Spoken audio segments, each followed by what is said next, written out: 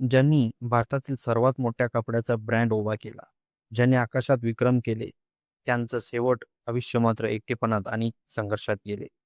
ही आहे विजयपत सिंगाने यांची खरी गोष्ट. विजयपत सिंगानिया यांचा जन्म 1938 मध्ये झाला. ते रेमंड ग्रुप या प्रसिद्ध कंपनीचे चेअरमन होते. त्यांच्या नेतृत्वाखाली रेमंडने मोठी झेप घेतली. साध्या टेक्सटाईल कंपनीपासून ते जागतिक ब्रँड बनलं. The complete man he tagline इतकी फेमस झाली की प्रत्येक भारतीयाला रेमंड म्हणजे क्वालिटी वाटू लागली. यशाची उंची विजयपत सिंगानिया फक्त बिझनेसमॅन नव्हते. ते एक साहसी ॲव्हेटर देखील होते.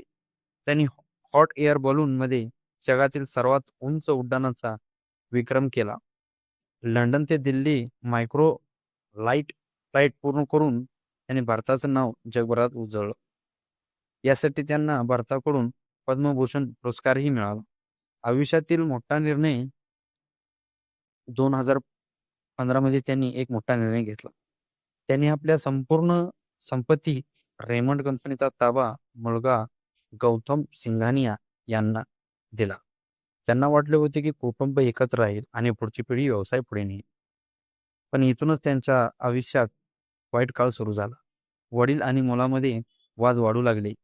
इतके की विजयपत सिंघानिया यांनी स्वतःच्या घरातून दूर व्हावं लागलं.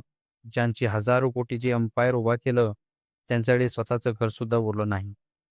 मार्च 2026 मध्ये त्यांचं निधन झालं. पण त्यांच्या आयुष्यातून एक मोठा धडा मिळतो.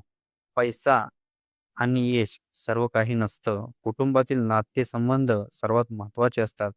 जग जिंकणारा माणूस स्वतःच्या आयुष्याला हारला.